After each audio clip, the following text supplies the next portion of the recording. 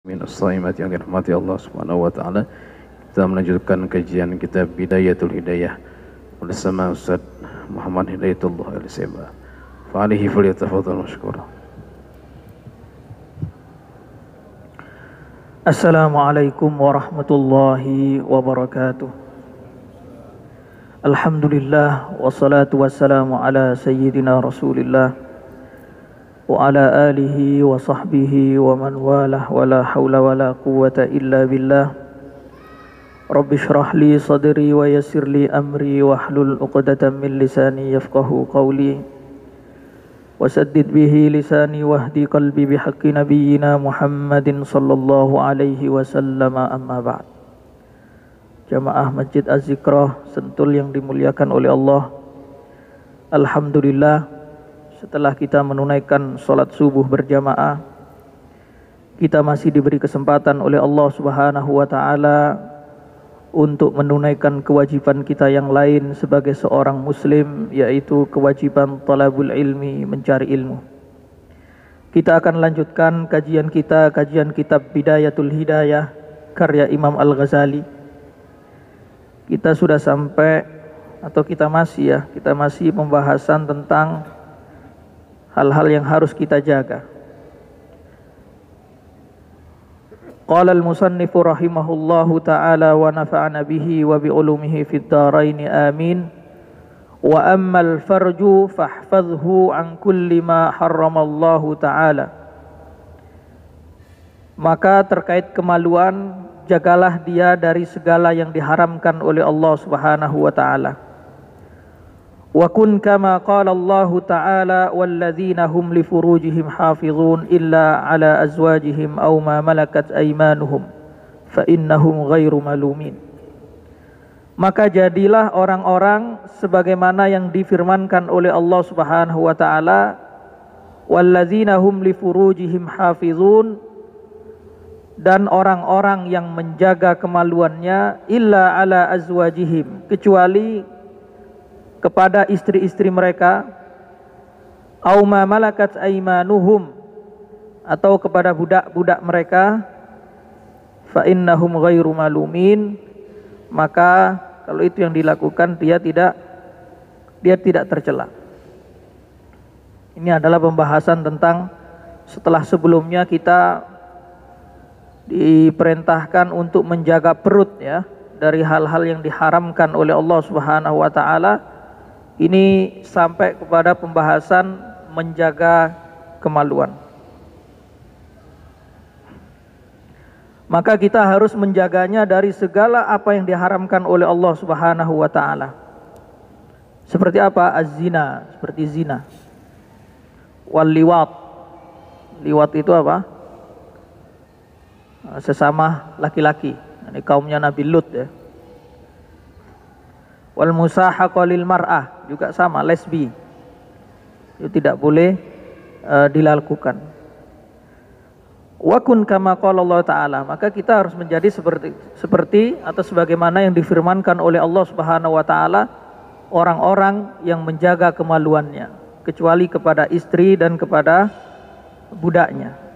Wala tasil ila hifzil farji illa bihifzil aini anin nazar. Orang itu tidak akan mampu menjaga kemaluannya kecuali kalau dia menjaga pandangannya.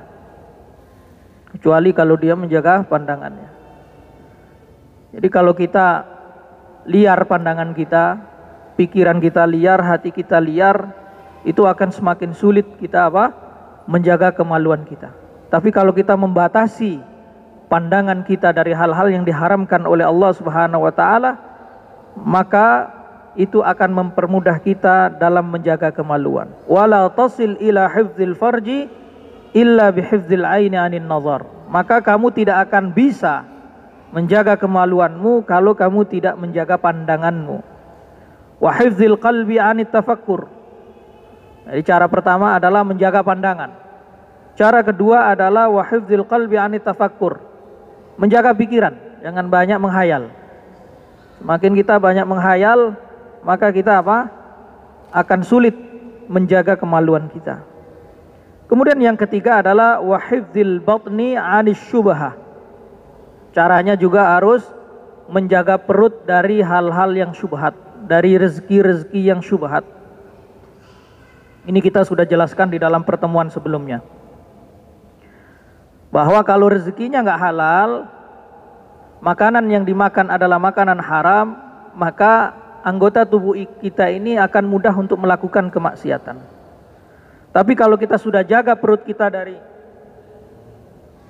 hal-hal yang diharamkan oleh Allah Subhanahu wa taala, insya Allah dalam menjaga amanah anggota tubuh ini dan juga dalam beribadah kepada Allah menjadi ringan.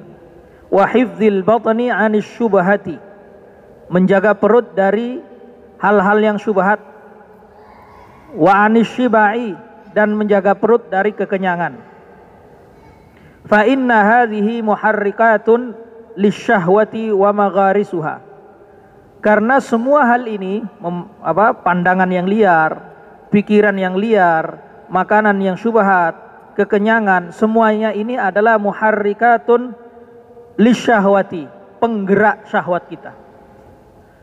Kita ini syahwat kita nggak akan naik kalau matanya ini nggak keliaran. Syahwat kita ini nggak akan naik kalau pikiran kita ini nggak liar. Karena kita nggak pandai menjaga pikiran, nggak pandai menjaga pandangan, nggak pandai menjaga makanan, maka gejolak syahwat ini liar. Ya, wa amma al-yadanu fahfadhuma an tadriba bihima musliman. Adapun tangan, kedua tangan, fahfadhuma, maka jagalah keduanya, an tadriba bihima musliman, jagalah keduanya agar tidak memukul seorang muslim. Au tatanawalu bihima malan haraman, atau kamu mengambil harta yang haram. Nah, ini tangan juga perlu kita jaga ini. Jangan sampai memukul orang, menzalimi orang, karena salah satu akibat kita nanti ini bangkrut di akhirat ini adalah karena kita suka zalim kepada orang. Sebanyak apapun pahala kita, sebanyak apapun sholat kita, sebanyak apapun puasa kita, sebanyak apapun sedekah kita, kalau kita berbuat zalim kepada orang, nanti kelak bangkrut di akhirat.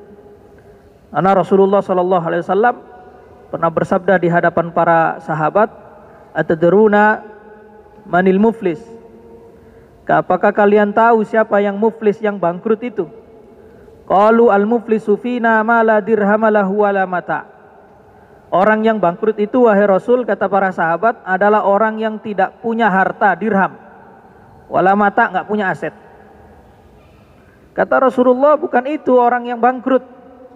Orang yang bangkrut itu adalah al-muflisu min ummati.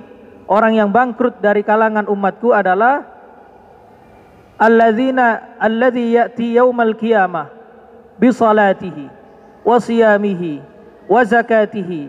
Orang yang kelak datang di hari kiamat dengan pahala salatnya, pahala puasanya, pahala zakatnya, tapi kita tapi dia suka menzalimi orang lain, wa yadribu hada, suka memukul orang lain, wa ya'kulu mala hada, suka memakan harta orang lain. Akhirnya semua orang yang terzalimi tadi ini menuntut nanti di akhirat.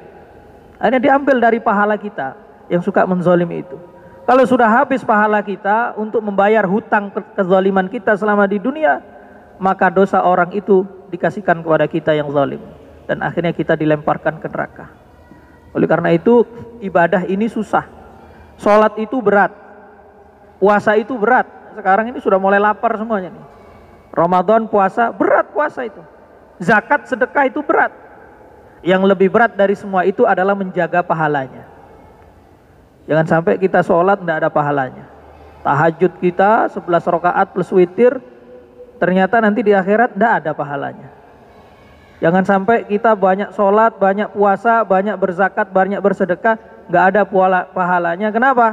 Karena kita habiskan sendiri. Dengan cara apa? Dengan cara menzalimi orang lain. Maka fahfadhuma an tadriba bihima musliman. Maka jagalah kedua tanganmu itu agar tidak memukul seorang yang muslim. Au tatanawala bihima malan haraman, atau mengkonsumsi atau mengambil harta yang haram.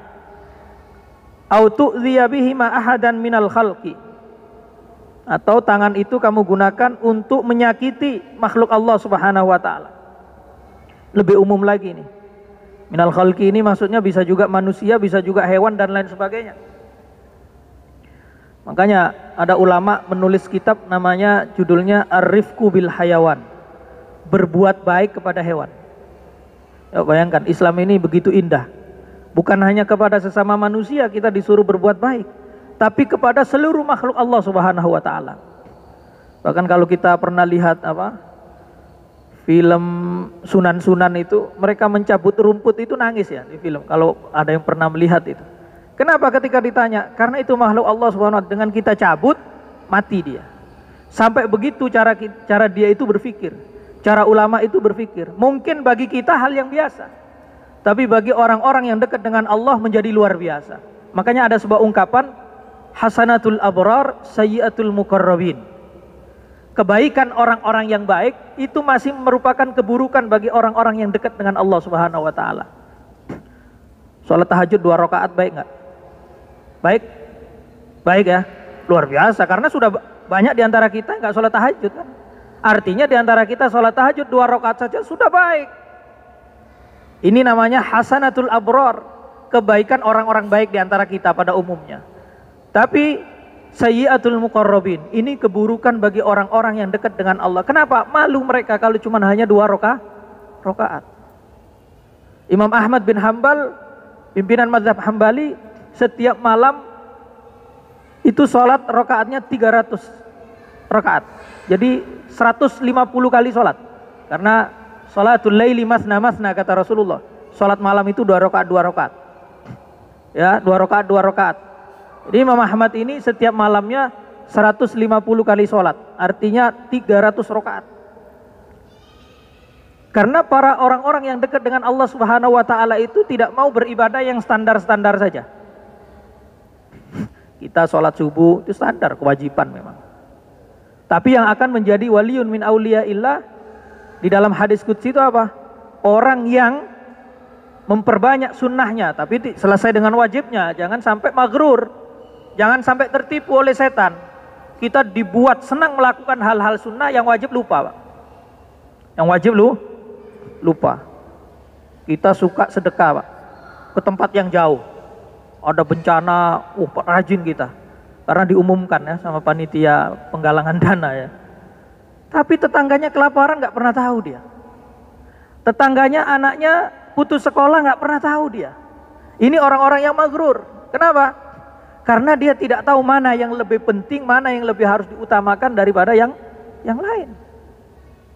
Jangan sampai kita seperti itu. Kita suka ngurusi yang jauh-jauh, yang dekat nggak keurusi. Ini orang yang maghrur, tertipu oleh setan. Begitu juga apa?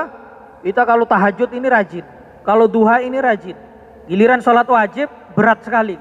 Nah ini tanda orang yang maghrur ini. Giliran nanti sholat taraweh ya, sholat taraweh lengkap 20 rakaat. Pas subuhnya malas dia ke masjid. Ini juga maghrur. Kenapa? Karena pasti nggak setara. Mendingan nggak usah taraweh tapi sholat subuh. Mendingan nggak usah taraweh tapi sholat subuh. Karena apa? Pahala sholat subuh nggak akan bisa dikalahkan oleh sholat sunnah sebanyak apapun. Makanya pahalanya sholat subuh berjamaah itu apa? Sholat sunnah sehari semalam tanpa putus. Entah itu berapa rakaat kalau kita hitung. Ya. Jangan sampai kebalik nih di Ramadan ini, jangan sampai kebalik. Giliran sholat taraweh giatnya luar biasa, tahajudnya luar biasa, menjelang subuh ketiduran, Pak. Akhirnya nggak sholat subuh dia. Ini juga jangan sampai terjadi. Mending tidur, ada isya tidur, menjelang subuh bangun sholat subuh. Itu lebih baik daripada apa? Sholat taraweh, sholat tahajud tapi tidak sholat subuh. Ini juga maghrur. Jadi orang-orang yang maghrur ini banyak. Mendahulukan sesuatu yang tidak harus didahulukan. Ini juga maghrur ya. Jadi tidak boleh mengganggu atau menyakiti makhluk Allah Subhanahu wa taala. Hatta hewan nggak boleh. Kalau kita di dalam ajaran Islam, dalam peperangan saja, Rasulullah SAW itu melarang untuk memotong pohon yang berbuah. Oh bayangkan.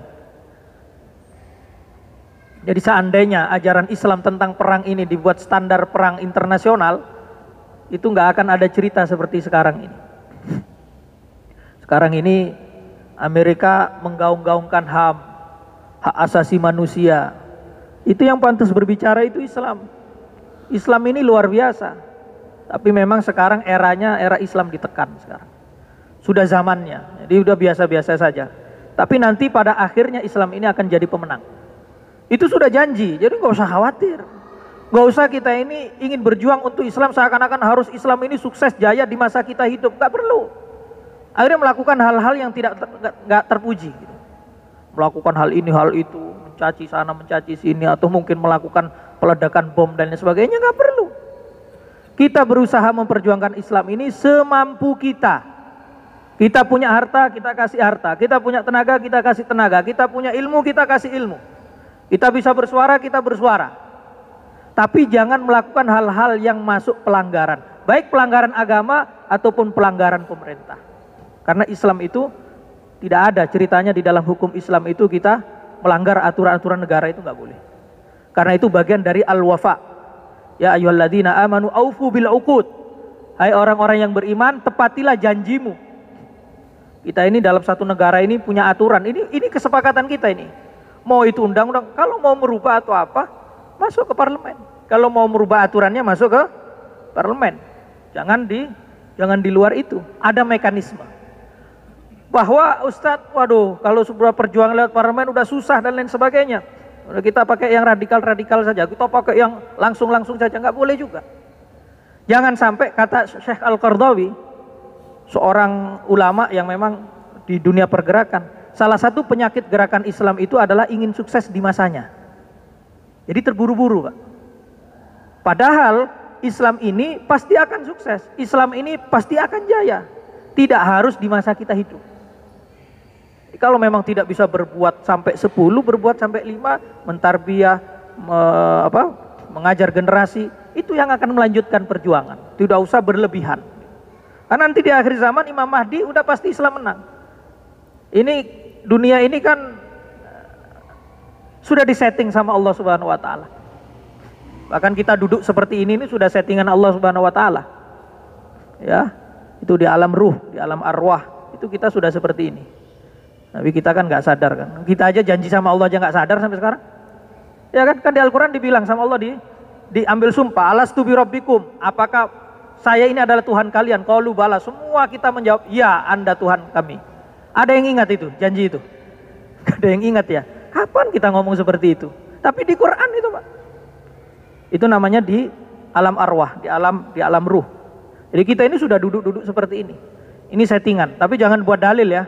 Nanti bermaksiat, oh kata saya di dayat settingan, ini kan settingannya Allah ini saya bermaksiat ini. Bukan begitu. Artinya kita harus berimbang juga.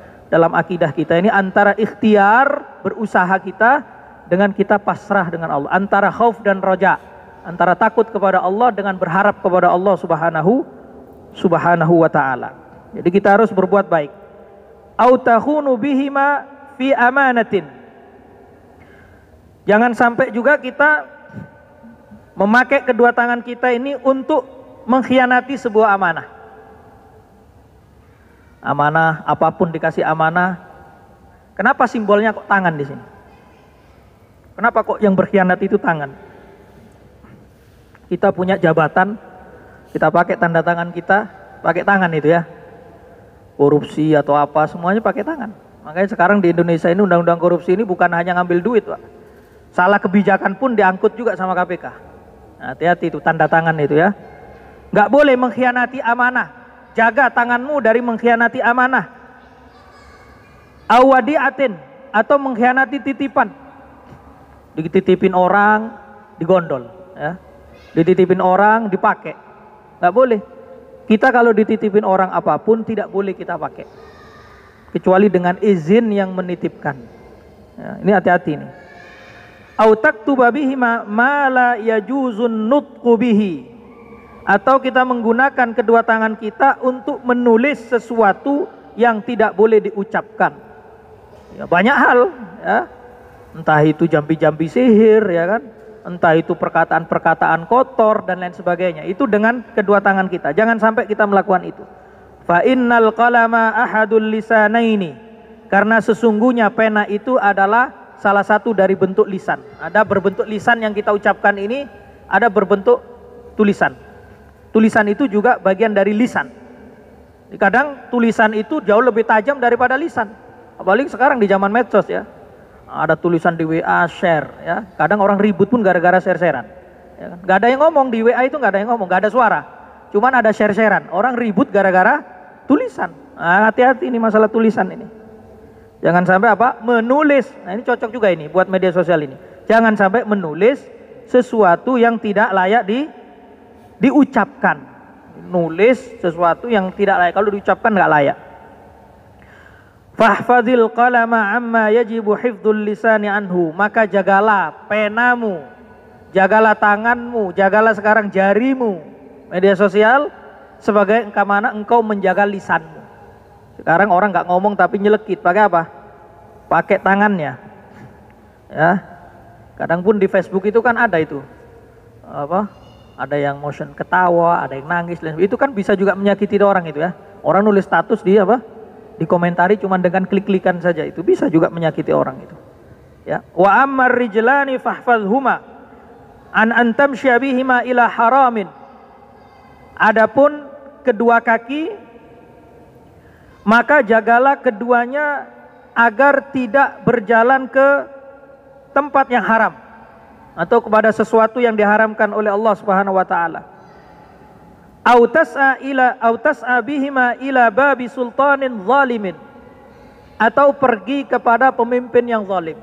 Nah, ini Imam Ghazali memberi nasihat, jagalah kedua kakimu, jangan sampai engkau pergi ke tempat yang haram atau pergi ke rumah pemimpin yang zalim. Nah, ini bagaimana Ustaz kalau tujuannya proposal? Nah, ini gimana Pak? Proposalnya proposal Ramadan lagi ya. Proposalnya ini proposal suci nih Ustaz katanya. Kita tahu dia ini banyak korupsi katanya. Apakah kita boleh ini? Nah, itu jawabannya nantilah. Itu Ustaz ini direkam soalnya. Ya. Ya, yang penting kata Imam Ghazali, jagalah kedua kakimu agar kamu tidak ke tempat yang haram. Ya, tidak jalan ke tempat yang haram. Meskipun ada ya, ini namanya sebagian orang memang beda. Ada sebagian ulama itu jalan ke tempat-tempat yang haram, ke diskotik misalkan, ke ini dan sebagainya, tapi tujuannya untuk dakwah. Begitu juga ke pemimpin yang zalim ini boleh juga sebenarnya, tapi tujuannya adalah untuk mendakwahinya. Ini adalah kaidah umumnya, yang nggak boleh ini kaidah umumnya. Untuk umumnya manusia ini jangan. Tapi kalau tujuannya adalah selain itu boleh. Jadi kita datang ke apa? Ke pejabat, tujuannya untuk mendakwai, boleh. Suatu saat ini kisah ini diceritakan oleh Habib Ali Al-Jifri. Ada seorang santri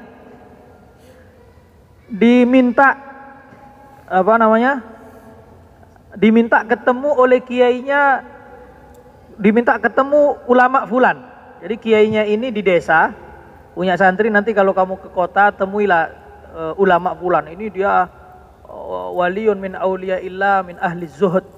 Dia seorang wali, dia orang yang zuhud itu. Namanya santri, senang mau ketemu orang hebat ya. Senang dia. Datang dia ke kota. Nanya ke orang-orang, mana rumahnya Syekh fulan. Datang, ketemu orang, rumah Syekh fulan yang sebelah sana. Nomor sekian. Akhirnya ketika dia sampai rumah itu, si santri ini iskal. Santri ini menyangsikan, kok bisa? Kata guru saya dia seorang wali, dia seorang ahli zuhud, rumahnya megahnya luar biasa. Udah mulai menyangsikan ini, hatinya si santri ini nggak bener ini. Karena santri ini kiainya ahli zuhud, rumahnya sederhana, hidupnya sangat sederhana. Jadi dia dibandingkan guru saya yang di kampung itu baru itu wali, itu baru itu zuhud. Kalau yang ini wah beda, ini rumahnya megah, kendaraannya mewah. Tapi namanya santri dapat pesan dari gurunya, tetap aja diketok pintunya. Assalamualaikum. Waalaikumsalam. Pembantunya keluar. Mau ketemu, betul ini rumahnya Syekh Fulan? Oh ya betul. Saya ingin ketemu, saya santrinya temannya beliau di kampung. Oh beliaunya sedang bertemu pimpinan negara, sedang bertemu raja. Semakin galau lagi ini santri ini. Sudahlah mewah, ketemunya apa? Ketemunya presiden, ketemunya raja. Semakin nggak yakin ini kalau ini wali. Akhirnya tapi karena amanah gurunya tetap ditunggu sama dia. Tetap ditunggu. Akhirnya tidak lama seorang syekh ini akhirnya datang. Setelah datang dia menyampaikan salam gurunya, kemudian ingin tahu jawabannya. Apa yang dia rasakan di dalam hati ditanyakan. Wahai syekh, kenapa Anda ini rumah semewah ini? Kemudian apa? Anda ini juga ternyata bolak-balik ke istana raja. Ini kan tidak sesuai dengan apa yang kita pahami, tidak sesuai dengan apa? Dengan akhlaknya ahli zuhud, tidak sesuai dengan akhlaknya seorang wali.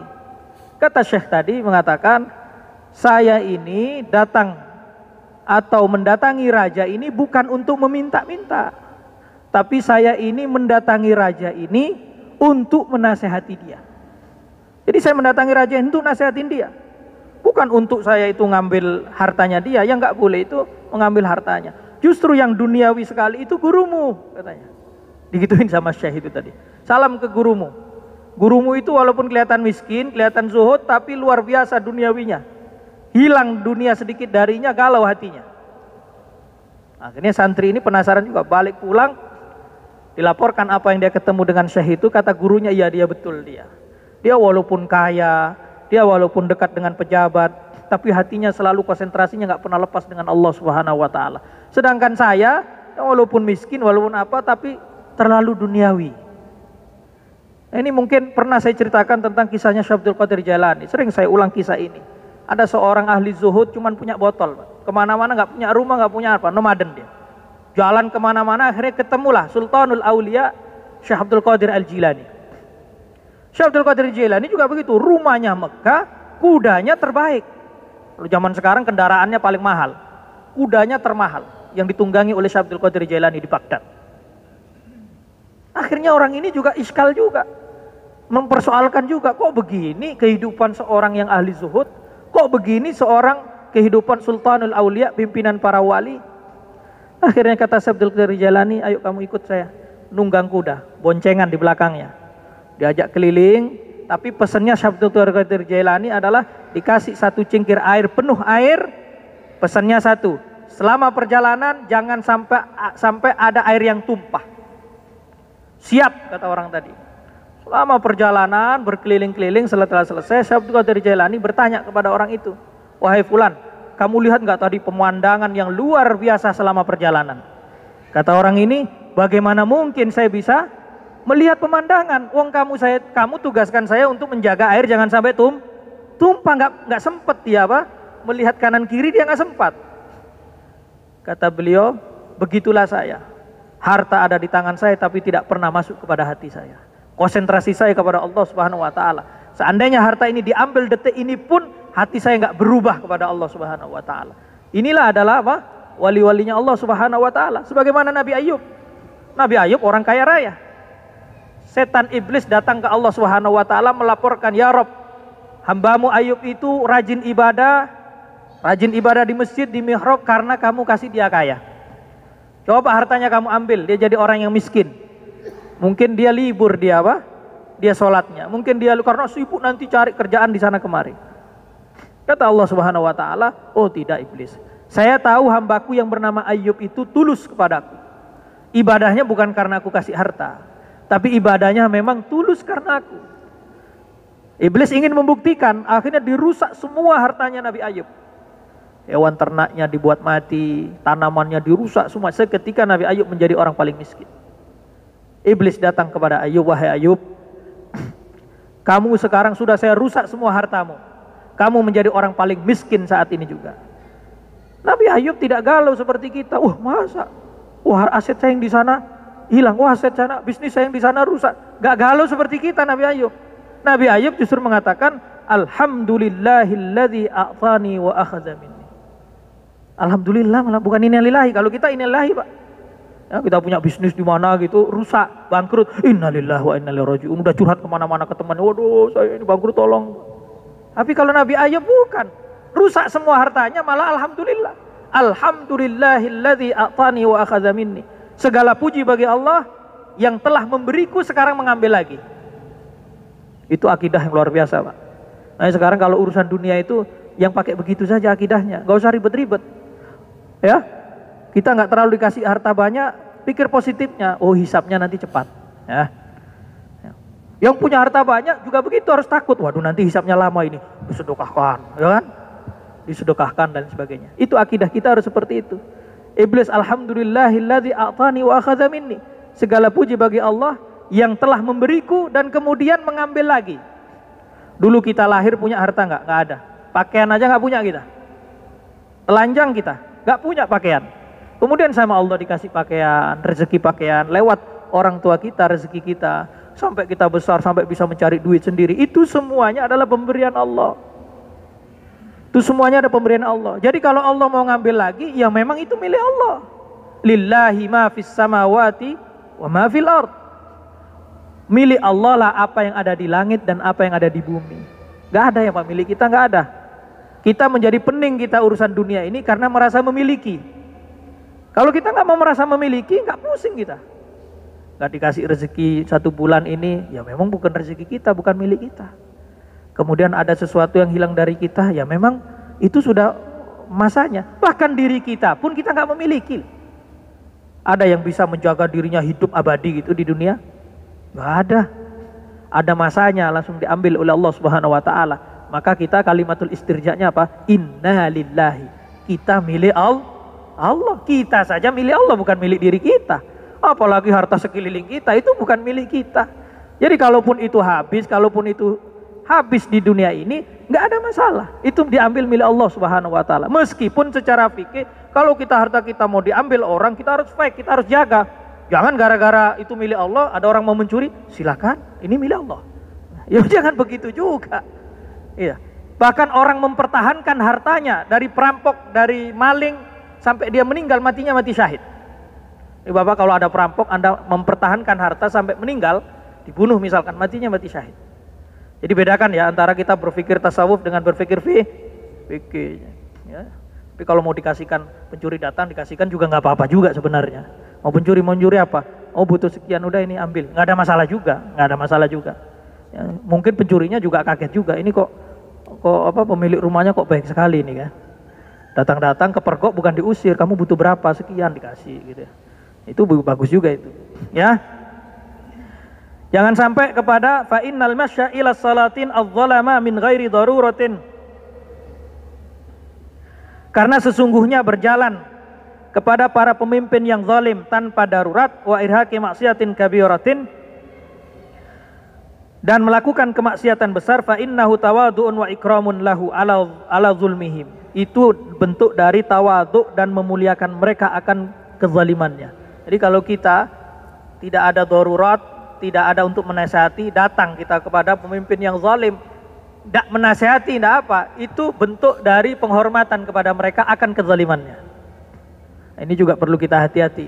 Jadi kalau ketemu pemimpin yang zalim itu ya setidaknya 1-2 nasihat, tapi memang nggak gampang. Tidak gampang. Itu adalah jihad yang paling luar biasa itu. Qaulul haq inda sultanil jair ya.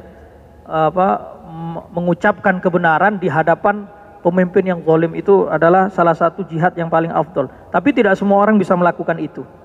Harus ada caranya juga, harus ada hikmahnya. Bukan maksudnya mengucapkan kebenaran itu dengan gaya yang congkak, bukan. Dengan gaya yang halus. Karena apa? Dakwah itu harus diterima bil hikmah. Dakwah itu harus diterima dengan hikmah.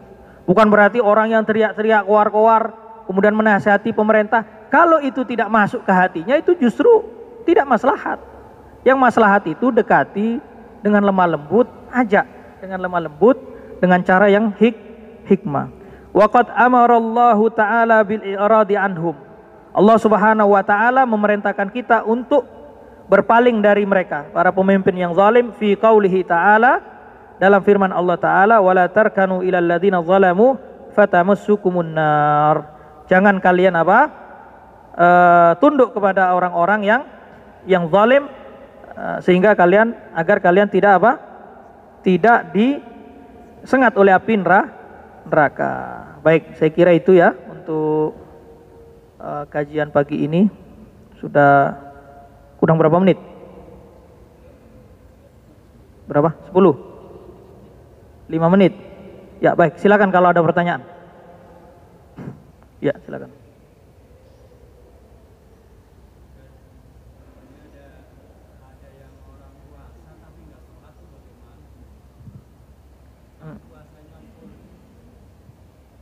puasa tapi tidak sholat. Itu dua kewajiban yang berbeda, ya.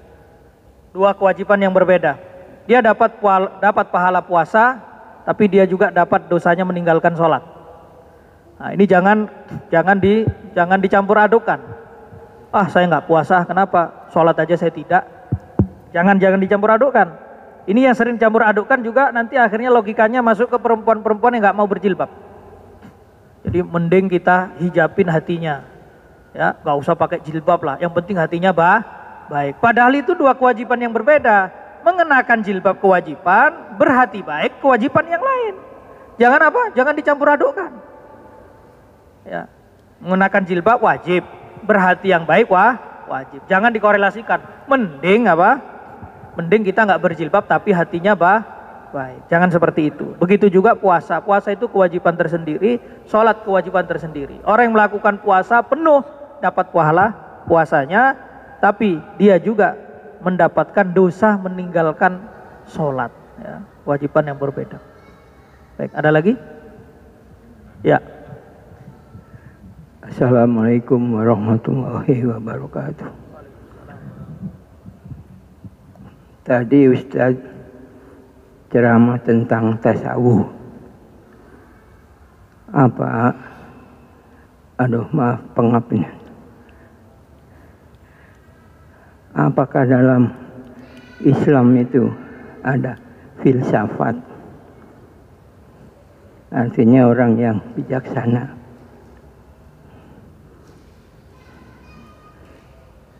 Bukti yang saya lihat, Habib Rizik waktu datang dari Mekah, dia bilang kalau ada pejabat yang mengatakan bahwa telah membantu saya pulang ke Indonesia, itu bohong katanya. Saya pikir ini kok Habib Rizik keras. Jadi dia pakai Bismillahirrahmanirrahim, bukan ikro. Ikro dipuncaki dengan filsafat. Bismillahirrahmanirrahim dipuncaki dengan tasawuf. Kalau si Habib Rizik ini bisa mempergunakan filsafat, tentunya terima kasih kepada Jokowi, terima kasih kepada Wakil Presiden, terima kasih kepada Mahfud MD. Saya telah sampai ke Indonesia dengan selamat. Ayo mari kita berjuang bersama-sama menegakkan keadilan, memberantas korupsi dan sebagainya.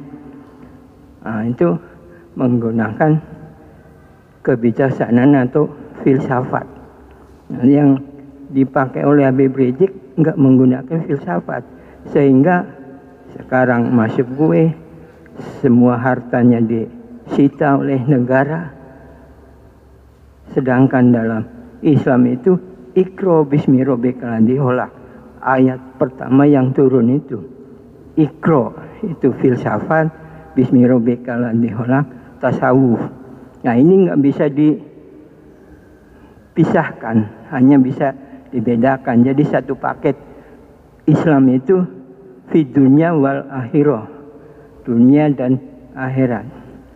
Mohon penjelasan dari Ustaz tentang hal tersebut. Terima kasih. Wassalamualaikum warahmatullahi wabarakatuh.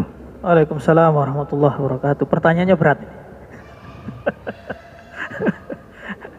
Ya, ini kayaknya pertanyaan dalam sejarah halaqah subuh paling berat ini. Ya, jadi saya tidak ingin terlalu sempit membahas seseorang atau membahas ini. Jadi memang begini, di dalam Islam ini, dalam tasawuf sendiri ada makomatnya. Setiap orang itu punya makom tersendiri. Contohnya begini, suatu saat di dalam kepemimpinan Mu'tazilah dalam sejarah Islam itu memiliki pendapat akidahnya adalah Al-Quran adalah makhluk. Al-Quran yang kita baca itu adalah makhluk. Sedangkan akidah ahlu sunnah wal jamaah, Al-Quran itu bukan makhluk tapi sifat Allah, kalamullah. Itu adalah firman Allah. Ahlu sunnah tidak mau mengatakan Al-Quran itu adalah makhluk, karena Al-Quran itu adalah sifatnya Allah. Sifatnya Allah nggak mungkin makhluk, Karena makhluk itu adalah definisinya adalah segala sesuatu selain Allah itu makhluk. Tapi kalau sifat Allah itu bukan makhluk. Gara-gara akidah ini dipegang oleh khalifah pada waktu itu, khalifah Islam, negaranya pakai madhab Mu'tazilah, sehingga semua orang yang tidak mengatakan, ulama yang tidak mengatakan Al-Quran makhluk ditangkepin, termasuk Imam Ahmad. Imam Ahmad ditangkap, dicambuk dan lain sebagainya, di penjara. Imam Syafi'i sama dihadirkan, tapi Imam Syafi'i nggak ditangkap. Nah ini mungkin tadi bahasanya beliau ini yang pakai filsafat tadi. Imam Syafi'i ditanya, apakah Quran ini adalah makhluk?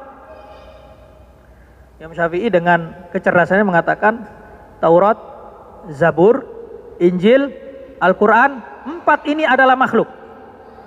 Seneng khalifahnya. Mantap. Lolos dari apa namanya? Dari penjara, lolos dari cambukan, lolos dari kasus. Ketika ditanya Imam Syafi'i, Imam, kok bisa mengatakan 4 kitab suci itu adalah makhluk? Saya nggak mengatakan 4 kitab suci. Saya cuma menghitung tadi. Taurat, Zabur, Injil, Al-Quran. 4 ini, 4 jari maksudnya. 4 ini adalah makhluk. 4 ini adalah makhluk. Saya kan pakai isyarah kata Imam Syafi'i. Ini ada ininya. 4 ini adalah makhluk. Nggak salah saya katanya. Bukan 4 itu, bukan 4 ini. Itu. Jadi memang seseorang itu punya metode sendiri, Pak. Habib Rizik punya dengan ijtihadnya beliau sendiri. Ulama yang lain boleh juga berijtihad yang lain. Yang namanya ijtihad, ulama berijtihad itu bisa salah, bisa benar. Kalau salah dapat 1 pahala, kalau benar dapat 2 pahala. Meskipun hadis ini, hadis tentang ijtihad ini sebenarnya hadis tentang hakim. Seorang hakim ketika dia menentukan kasus ini divonis A apa B itu ijtihad. Kalau seorang hakim itu memutus setelah dia berijtihad diputuskan dan itu salah, dia masih dapat 1 pahala. Kalau dia benar dia dapat 2 pahala. Tapi ini akhirnya ditarik sama para ulama secara umum. Kita sendiri pun begitu. Kalau ada kasus atau apa ulama ya, itu ketika berijtihad dia dapat 2 kalau benar, kalau salah dapat 1. Itu enaknya jadi ulama. Salah benarnya dapat pahala, nggak ada dosanya. Asal ikhlas ya. Kalau dia nggak ikhlas, nah itu lain cerita itu. Tapi kalau dituruti hasil ijtihad orang lain, yang boleh mengikuti seperti kita ini adalah seorang muqallid. Kita ini muqallid Pak, semuanya muqallid. Kita disuruh ijtihad 1 permasalahan aja, Qurannya belum hafal, ya hadisnya belum hafal, apa yang kita tiba-tiba jadi tarjih gitu. Oh ini yang rojih apanya? Kamu ilmunya nggak punya. Oh ini yang kuat ini dari dalil. Apa parametermu mengatakan dalil ini kuat daripada ini apa? Ilmu apa yang kamu punya untuk menguatkan ini dari yang ini? Nah, ini sekarang ini lagi marak ini di dunia persilatan ini ya, anak-anak muda baru hijrah ini sudah tahu mana yang rojih Pak. Oh ini rojih ini daripada ini. Dari mana? Saya itu bingung juga. Ilmu nggak punya, mazhab 1 nggak paham, ini nggak paham, kemudian tiba-tiba mengatakan yang lebih kuat dalilnya. Gitu. Dalil aja juga nggak paham juga, dalil itu apa? Dikirain cuma Al-Quran Sunnah, panjang urusannya ini. Nah, makanya kembali kepada pertanyaan tadi, itu bagian dari ijtihad Pak. Boleh Habib Rizik dengan ijtihadnya, boleh juga yang lain dengan ijtihadnya. Habib Rizik ketika melakukan sesuatu pasti sudah hitung-hitungan resikonya. Ya, seperti tadi Imam Ahmad ya masuk penjara Imam Ahmad. Imam Syafi'i nggak masuk penjara. Ya. Karena apa? Memakai cara yang lain. Maka itu nggak boleh kita saling menafikan. Karena kepala kita ini isinya beda-beda. Yang penting bagi kita adalah semuanya menuju kepada Allah, semuanya ikhlas tulus lillahi ta'ala, itu paling penting. Urusan salah benar itu Allah yang ngurusin nanti. Bahkan kalaupun kita akhirnya saling mengkritik, itu juga. Saya itu pernah juga, ini saya pernah cerita. Saya itu pernah juga mengkritisin FPI. Saya pernah. Dalam hal apa? Dalam kasus dulu ada apa? Ada yang zina dua artis itu yang tahun berapa itu? 2009 apa 2010 ya, ada pasangan artis itu yang katanya videonya viral dan sebagainya. Kemudian ada, nggak tahu ini sikap resmi FPI atau mungkin oknum dari FPI di TV. Saya bilang, untuk menuduh orang zina itu nggak cukup dengan 1 video, nggak bisa. Harus ada 4 saksi melihat betul kemaluan laki-laki masuk pada kemaluan perempuan. Itu baru kita ngomong. Kalau nggak kena haddul qadhaf.